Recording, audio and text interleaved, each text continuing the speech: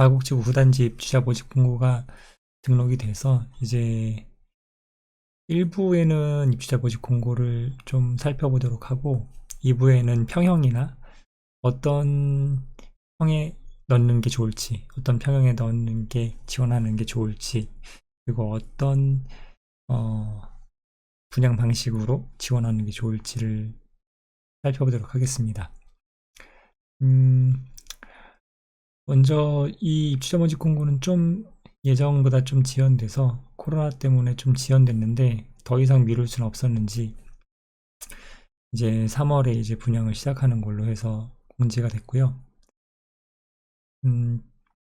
좀 포인트들 몇 가지를 좀 살펴보도록 하겠습니다. 일단 당첨 분양가는 굉장히 낮은 편으로 나왔어요. 저희가 예상했던 것보다 훨씬 낮게 나왔는데 맥시멈 7억 가까이 정도 나왔습니다. 제가 예상했던 금액의 제일 낮은 수준보다 조금 못 미치게 나왔습니다. 확장하는 금액까지 포함하면 거의 7억 정도가 되는데요. 취등록세 같은 걸 포함하면 뭐 더 올라가긴 하겠죠. 근데 이런 의미인 것 같아요. 이 원래 구단지가 분양이 됐어도 훨씬 예전에 됐어야 됐거든요.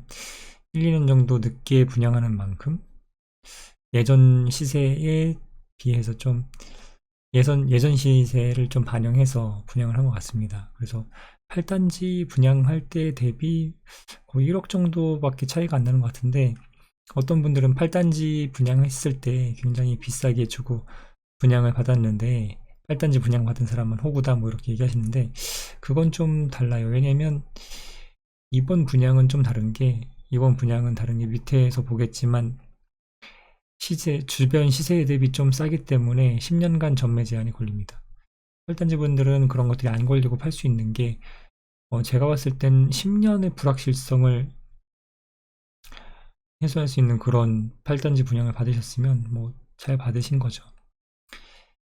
그래서 일단 보시면 59제곱미터, 84제곱미터를 분양하는데 84제곱미터는 작게는 6억 중반에서 6억 후반까지 다양하게 돼 있고 그리고 59제곱미터 같은 경우는 5억 정도 4억 9천, 8천 뭐 이렇게 7천 있는데 약 5억 정도 그러니까 59평은 5억 그리고 84제곱미터 30평형은 약 7억 정도라고 보시면 될 것 같습니다. 그래서 계약금이 거의 1억 정도가 들어가고요. 84제곱미터 기준 1억 정도, 중도금도 1억 들어가고 6천 들어가고 잔금을 내는 형태인데 이 중도금 같은 경우는 중도금 대출이 될 걸로 보이고 계약금 정도만 준비하셔서 이제 입주시가 21년인데 21년 시기에 나머지 한 반 정도 되는 금액을 내시고 들어가는 형태가 될 것 같습니다. 지난 영상에서 좀 잘못 설명드린 게 있는데 전세가 불가해서 전세를 놓을 수가 없어서 실입주를 하셔야 되는데 실입주할 때 좀 많은 고민을 해야 할 것 같아요. 편법을 쓰던 뭐 어떻게 하든 좀 다양한 방법으로 일단 들어가셔서 하셔야 되는 기간이 있어 그런 부분은 좀 주의를 해주시면 좋을 것 같습니다. 그래서 일단 그럼 어떤 형태의 분양이 존재하는지를 좀 살펴볼 텐데요.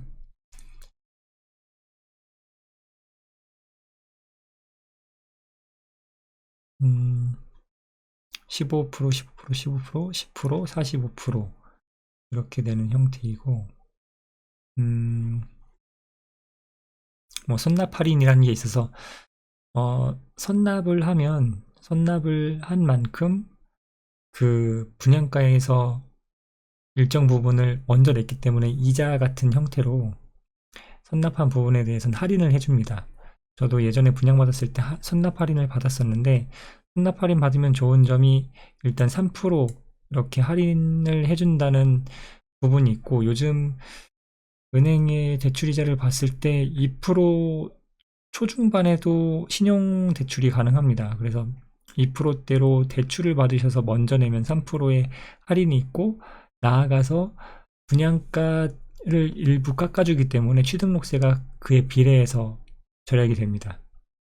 그 부분이 뭐 크진 않겠지만 분양가 자체가 뭐 분양가는 싸지만 6억이라는 돈이 작은 돈은 아니잖아요. 그래서 먼저 선납을 하시면 거기에 대한 할인을 3% 받으시고 할인을 받으셨기 때문에 분양가가 낮아져서 취등록세가 절약된다는 점 알고 계시면 좋을 것 같고요. 잔금은 21년 4월까지 돼 있네요. 이때가 이제 입주 기간이 될 것 같습니다. 그리고 쭉 내려가서 주택도시기금 대출을 해준다고 돼 있고요. 주택도시기금이란 대출을 받고 나머지는 이제 은행에서 대출을 받게 되는데 주택도시기금이 이율이 그렇게 싸진 않네요. 그렇게 싸진 않는데 일단은 그래도 나라에서 지원해 주는 거니까 받으시면 좋을 것 같습니다. 이것도 싼 편이긴 하죠. 그렇죠? 싼 편이긴 합니다.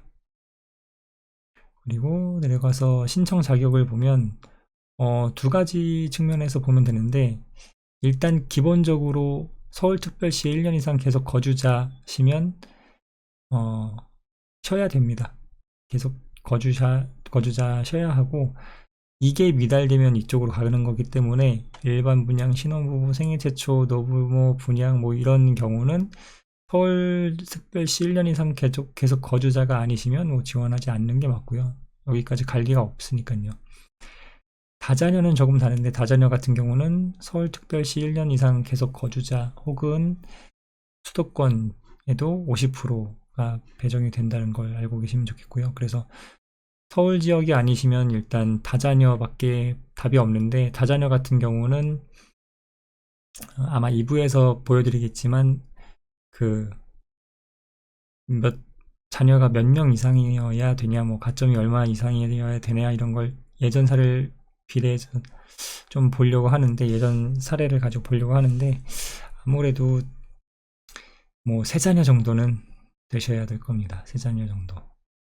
항상 그래왔기 때문에 신혼부부는 2자녀, 생애 최초는 랜덤이니까 그렇고 다자녀 같은 경우는 자녀가 셋 이상 이런 식으로 돼야 되는 거고요. 이번에도 주택 소유 여부는 한번 읽어보시면 좋을 것 같고요. 이 자료는 SH공사에 들어가시면 나와 있습니다. 벌써 한 2만 명 정도 다운받으셔서 보셨다는 걸로 봐서 오늘 나왔는데 나오자마자 2만 명 정도 보셨더라고요. 소득 기준은 보셔야 되는데 소득 기준 같은 경우는 매년 바뀌어서 이번에 이제 공고가 된 건 생애 최초 같은 경우는 4인 가족, 생애 최초는 3인이어도 할 수 있으니까 3인 가족으로 보면 월 평균 소득의 100%니까 500만 원이네요. 이게 굉장히 제가 봤을 땐 작은 돈은 아닌데 이건 어떻게 확인하시냐면 그냥 회사 사이트에서 확인하시는 것보다 사회보장 정보 시스템을 통해서 이렇게 보라고 되어 있는데 어디서 보시냐면 여기 나올 겁니다. 건강보험공단 들어가셔서 총급여 확인하시면 돼요. 총급여 월 총급여액, 월 총급여 총액을 확인하시면 돼서 이 금액이 회사에서 주는 거랑은 또 다릅니다. 그래서 제 기억으로는 그쪽이 더 작게 잡혔어요. 그래서 저도 그 기준으로 아슬아슬하게 들어갔었던 기억인데 그쪽에서 확인하시면 됩니다. 노부모 부양이나 다자녀 같은 경우는 좀 더 금액이 커지고요. 신혼부부 같은 경우는 배우자가 소득이 있는 경우 더 커집니다. 그래서 대기업 기준이면 좀 외벌이어야 이 기준 안에 들어가는 게 보통이고요. 중소기업에 다니시는 맞벌이 부부라고 하시면 이 정도 금액에 들어갈 것 같아요. 저 같은 경우는 외벌이였기 때문에 어떻게 보면 가능했습니다. 그래서 나라에서 주택을 주는 게 누차 얘기하지만 약간 진짜 좀 소득이 적거나 하지 않으면 중산층 같은 경우는 이런 공공분양이라는 그런 혜택을 받을 수가 없죠. 그런 부분이 좀 약간 중간에 끼인 그런 계층에게는 좀 어떻게 보면 역차별을 당하는 것 같은데 그런 부분 좀 아쉽습니다.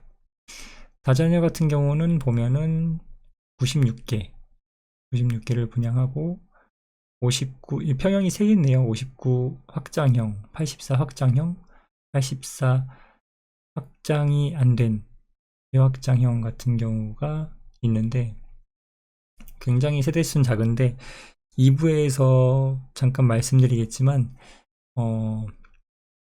이 비확장형이 기본적으로 일단 경쟁률이 낮은데 이번엔 좀 더 낮을 것 같기도 합니다. 2부에서 잠깐 소개를 드리고요. 그래서 아까 말씀드린 것처럼 경기도 그러니까 수도권에서도 지원이 가능하시고 이 가점으로 이제 하는데 일단 미성년 자녀 수, 영유아 자녀 수 그러니까 어린 자녀를 어린 자녀가 많을수록 유리한 형태입니다. 그래서 일단 기본적으로 3명 30점에 영유아가 3명 그래서 45점 그리고 이 5점 3세대 이상 5점을 가져가시고 그럼 이제 50점이죠. 무주택 기간이 10년 이상 70점 그리고 여기에서 10년 이상 한 80점 최소 한 80점대는 돼야 될 것 같아요. 그냥 단순히 3명 이상의 자녀를 이 정도 가지고 있다는 생각으로 봤을 때 7, 80점, 70점도 좀 쉽진 않을 것 같아요. 어떤 분이 이 70점을 여쭤보셨는데 배점 기준 70점이 그렇게 높은 점수는 아닌 것 같습니다. 그래서 저 같은 경우는 생애 최초를 좀 더 추천을 드릴 것 같은데 일단 좀 커뮤니티 같은 데 가입하셔서 점수대를 좀 보면서 눈치 작전을 하셔야 될 것 같아요. 예전에 몇 점 정도가 당첨이 됐었는지 2부에서 보여드릴게요. 노부모 부양은 좀 넘어가겠습니다. 좀 희소하기 때문에 이제 신혼부부 특별공급 같은 경우는 288개 꽤 많이 나오는데요. 제 생각엔 신혼부부이면서 2자녀 이상인 경우는 한번 이쪽으로 넣어보시는 게 좋을 것 같습니다. 왜냐면 생애 최초는 이런 뭔가 다양한 그런 조건이 없기 때문에 많이 또 지원하실 것 같아서 생애 최초가 2자녀 이상인 신혼부부이면 추천드리고 1순위 조건을 보면 미성년 자녀가 있어야 됩니다. 미성년 자녀가 2명 정도는 있어야 될 것 같고요.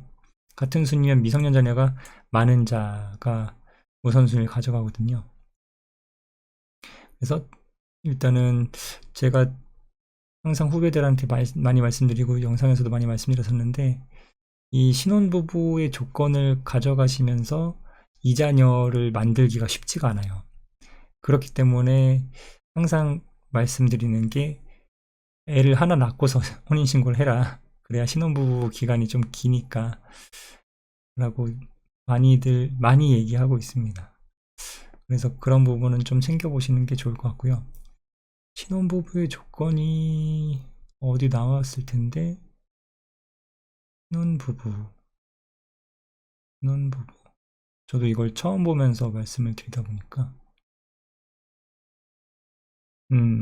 혼인 기간이 7년 이내네요. 혼인 기간이 7년 이내인데 이 조건이 좀 늘었다고 들었어요. 이게 7년이 된 게 예전엔 재결을 뭐 3, 4년 했던 것 같은데 이게 좀 완화가 됐다고 들었습니다. 그래서 7년 이내에 둘이면 가능은 하겠네요. 7년 이내에 둘 정도. 하나하나 제가 보여드리지만 읽어도 보셔야 될 것 같아요. 뭐 주택 청약저축 가입해서 6개월 이내이신 분들 뭐 이런 조건들이 있습니다. 그래서 소득도 한번 아까 말씀드린 것처럼 확인해 보시고요.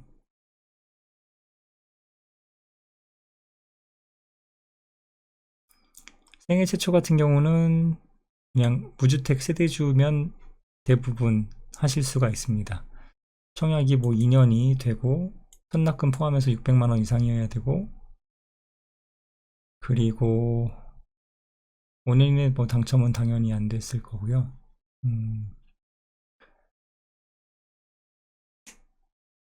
그리고 자녀가 있는 분이어야 되고, 선정 방법은 추첨입니다. 추첨. 경쟁이 있을 경우 추첨이기 때문에 이건 진짜 랜덤이라서 뭔가 다자녀가 아니거나 하신 분들은, 신혼부부도 아니고 뭐 자녀가 신혼부부인데 둘 이상이 아니고 하시면 이쪽으로 넣으시는 게 더 당첨 확률이 높고요. 제 지인들도 아마 이쪽으로 다 넣으실 겁니다. 그래서 뭐 유공자 특별공급 뭐 이런 게 있는데, 이것들은 뭐 장애가 있으시거나 뭐 아니면 뭐 국가 유공자시거나 아니면 뭐 체육, 여기 다 나와 있네요. 다문화 가정이거나 뭐 이런 조건들이 되시면 넣을 수 있는 거라, 이건 별도로 공지가 나가고, 이 별도 공지 받으시지 못하는 분들은 기회가 없으시니까 그냥 좀 넘어가겠습니다. 일반 공급을 이제 또 보통처럼 특별 공급의 대상이 아닌 분들은 이쪽에 넣으시는데, 청약저축이 가입돼 있고 그 가입 후에 월 납입금액 10만원씩 꽉꽉 채워서, 10만원이 이제 월 납입금액의 맥스거든요. 그래서 그 금액이 10만원씩 모여서 매월 10만원이면 12달이면 연에 120이잖아요. 그래서 10년 되면 1200. 근데 최근 추세로 봤을 때 2천만원 이상이어야 될 거예요. 그 10만원씩 매월 넣어서 2천만원 이상. 그렇기 때문에 이런 분들은 이미 통장을 가지고 계시고 많이 넣어보시고 뭐 했을 거기 때문에 뭐 따로 길게 설명은 안 드리겠지만, 일단 2천만원 정도는 돼야, 2천만원에 가깝거나 그 이상이어야 되십니다. 그래서 이 부분도 좀 빠르게 지나가도록 하겠습니다. 오늘은 1부에서는 여기까지 보면 될 것 같은데요. 뭐 부적격 처리면 한 가지 말씀 안 드린 게, 위에도 내용은 나와 있지만 부부가 통장이 두 개라고 해서 두 명 다 신청하시면 안 돼요. 한 분만 신청하셔야 되고, 만약에 두 분 다 넣으셔서 두 분 중에 한 분이 당첨이 되시면 그 당첨은 취소가 됩니다. 그리고 그 통장이 효력을 잃거나 몇 년 동안 못 쓰게 돼요. 그래서 그런 것도 좀 주의하시고, 이 기본적으로 청약은 다 넣을 수 있고, 근데 청약에 당첨된 후에, 여기 뒤에도 나오겠지만 청약이 당첨된 후에 이 당첨됐을 때 이 입력했던 조건들이 정확한지, 예를 들어 뭐 무주택이거나 뭐 월 소득 금액이 일정 이하라거나 이런 것들을 그 당첨이 된 후에 검증을 하기 때문에, 검증에서 걸려서 또 취소되시거나 하는 분들도 많기 때문에 많이 좀 확인하시고 지원하셔야 되고, 그 검증이 돼서 취소되면 또 청약통장에 효력을 잃거나 몇 년 동안 못 쓰거나 할 겁니다. 그래서 그런 분들은 좀 확인을 해보시고 넣으시는 게 좋고요. 한 번씩은 6억 정도가 왔다 갔다 막 하는 건데, 한 번쯤은 정독을 해보실 필요가 있어요. 저 같은 경우는 여기에 지금 넣을 조건도 아니기 때문에 자세히는 안 보겠지만, 일단은 제가 이런 좀 큰 덩어리를 말씀드리면 세세한 부분 한번 읽어보시는 게 좋을 것 같습니다. 그래서 특별공급은 3월 9일부터 시작되고요. 특별공급에 일단 넣으시면, 특별공급에 떨어지면 일반공급으로 자동으로 이렇게 지원이 또 되는 형태라서, 특별공급을 선택해서 넣으시고, 조건이 되시면, 안 되신 못 넣지만 넣으시고, 거기서 떨어지면 이제 다음 순위 1순위에서 이제 지원이 되는데, 일단 청약통장 금액이 좀 높아야 1순위에서, 일반 공급 1순위에서 또 의미가 있기 때문에, 이런 부분은 좀 생각하셔서, 눈치 전략입니다. 이것도 수능 뭐 이런 거랑 비슷해요. 평형을 보고 공급도 어떤 공급으로 할지, 어떤 평형으로 할지를 정해서 넣으셔야 당첨이 되는 형태입니다. 그 전략이 좀 중요하고요. 2부에선 그런 거 위주로 좀 봐보도록 할게요. 평형이랑 그런 것들 위주로.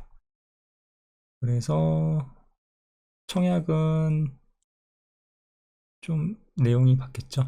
청약은 여기 한국감정원 어플라이 홈 이쪽에서 이제 청약을 하게 되는데, 미리 들어가셔서 뭐 자기 정보 같은 것도 미리 넣어 놓으시는 게, 그리고 아마 연습하는 페이지가 옛날에도 있었으니까 아마 여기도 있을 것 같은데, 여기서도 한번 연습도 해보시고 청약 연습도 해보시고 가점도 한번 봐보시고 하면 좋을 것 같습니다. 아까 말씀드린 것들은 당첨된 후에는 이런 서류를 제출을 하게 되고요. 서류 제출은 뭐 어려울 건 없습니다. 일단 당첨되는 게 우선이고요. 예, 여기까지 보고 다음 영상에서 또 뵙겠습니다. 감사합니다.